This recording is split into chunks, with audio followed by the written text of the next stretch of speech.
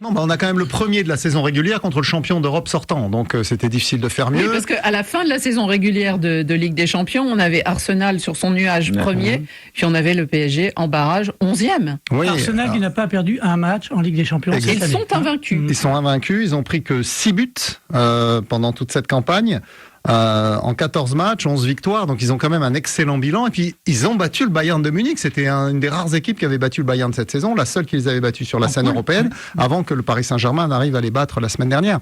Donc, on a vraiment une affiche superbe.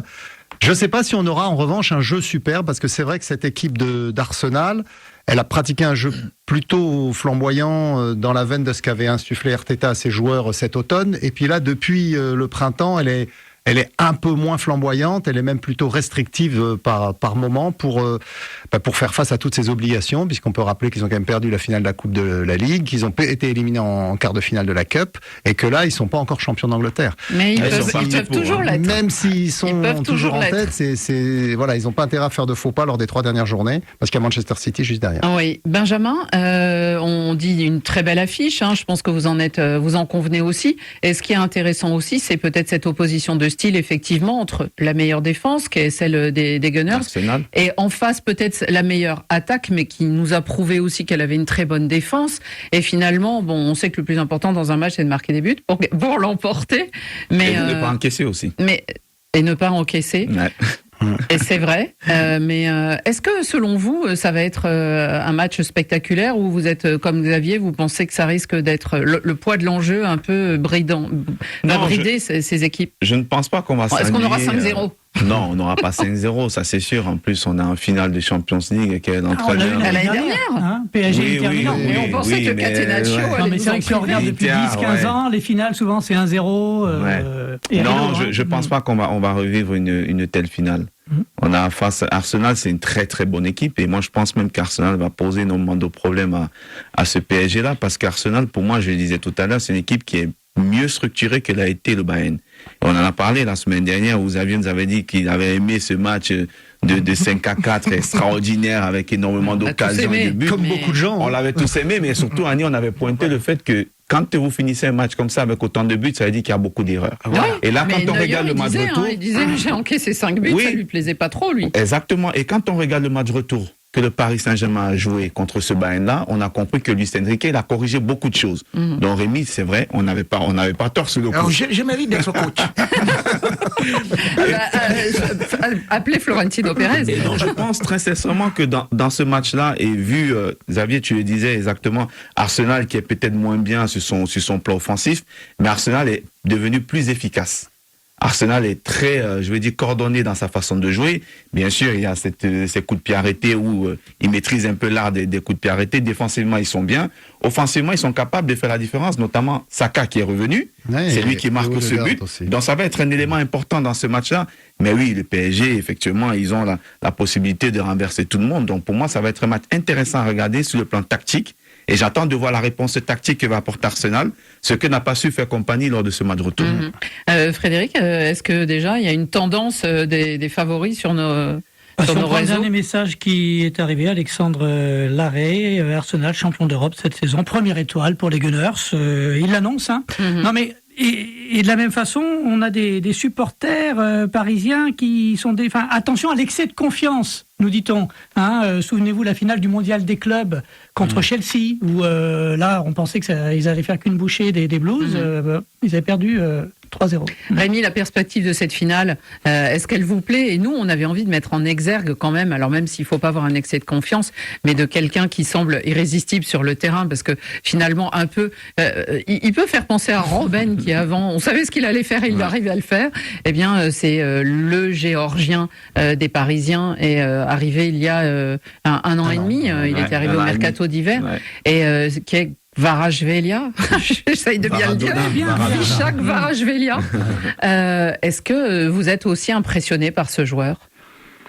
Je suis impressionné par le collectif. Je suis un peu impressionné par Vara, mais lorsque vous regardez quand le Paris Saint-Germain tourne véritablement bien, c'est au niveau du milieu de terrain, lorsque Vitinha réussit à toucher beaucoup de balles.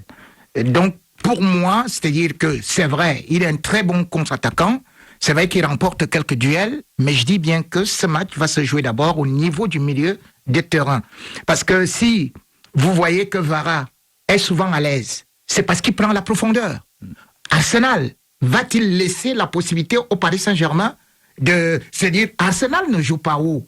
Est-ce que Vara pourra s'en sortir dans ce côté-là? Il ne peut pas être autant brillant contre Arsenal que contre Bayern. Parce que contre Bayern, le PSG avait 38% de possession de balles. Ce qui signifie que les attaques rapides, eh bien, il adore ça. Mais contre Arsenal, je crois qu'il faut jouer dans les petits espaces. Et c'est là, justement, où on va retrouver le milieu du terrain du Paris Saint-Germain beaucoup plus habile, beaucoup plus actif. Tout le monde est dangereux au Paris Saint-Germain. Parce que cette équipe est collective et elle joue selon Enrique. Et comme j'aime toujours des proverbes africains, et il y a un autre qui dit que oui, le cheval trotte selon son maître. Waouh, il est très beau celui-là. Il y a un élément intéressant, c'est qu'on va avoir 2 entraîneurs espagnols face à face. Je crois que c'est la première fois de l'histoire qu'on a 2 clubs étrangers entraînés par des Espagnols en finale. Et qui sont surtout des disciples de Pep Guardiola. Donc qui ont emmagasiné les enseignements de Guardiola et qui ensuite ont même été capables de l'adapter et parfois même de dépasser le maître. Ça avait été le cas d'Arteta d'ailleurs. C'est un entraîneur défensif. Ça avait été... Arsenal, c'est 9 rencontres sans encaisser de but. Mais qu'est-ce qu'il raconte là? Arteta justement, mais comme Luis Enrique l'a montré à Munich, ils savent aussi adapter leur système en gardant la base hyper collective à des réalités. Parfois, il faut savoir défendre. Sur le plan de Kvaratskhelia, on a la sensation, quand on préparait l'émission, on se disait ça, que son arrivée quand même, elle a modifié ou elle a amélioré, elle a fait passer presque une étape à l'équipe du Paris Saint-Germain, même s'il n'a pas été Ballon d'Or en fin de saison, mais on a eu l'impression que c'était une énergie, voilà, on a l'impression il a surtout amené un profil différent de ce que le PSG avait. Quand on regarde les joueurs qui jouent sur cette position-là, ces joueurs de couloir-là, qui prennent énormément de profondeur, la vérité c'est qu'avec lui, tu sais pas ce qu'il va faire. Non, puis on ne sait pas de quel côté il est. Vous avez vu l'autre jour,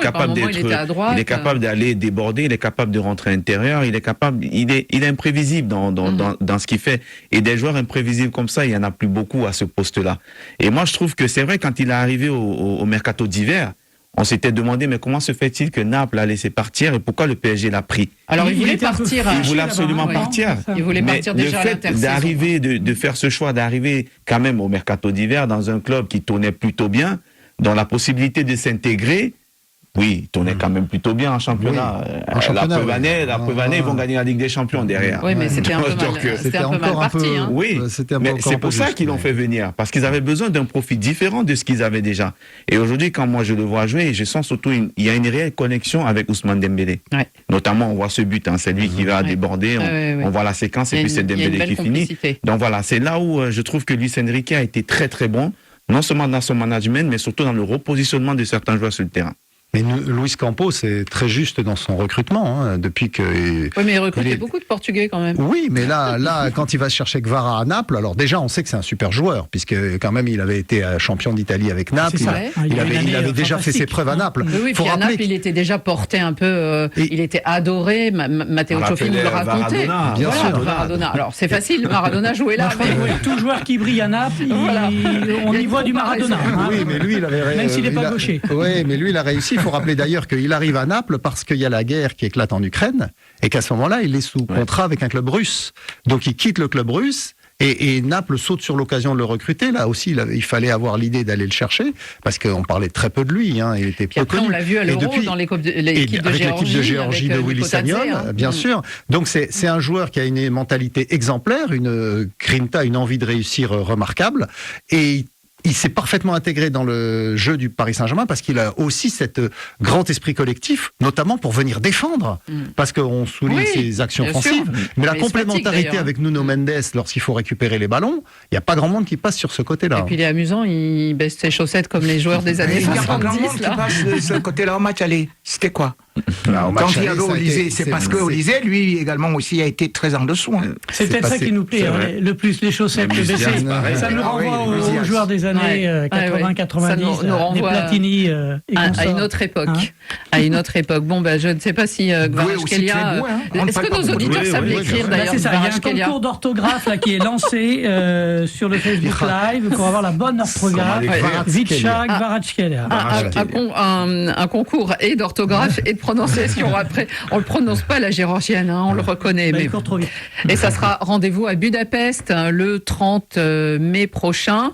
Attention, la finale sera à 18h, 18h, ouais. heure de Paris, C'est et pas une donc à première, ça, 16h par hasard en temps universel. Pour On la pense que c'est pour faire plaisir aux Chinois.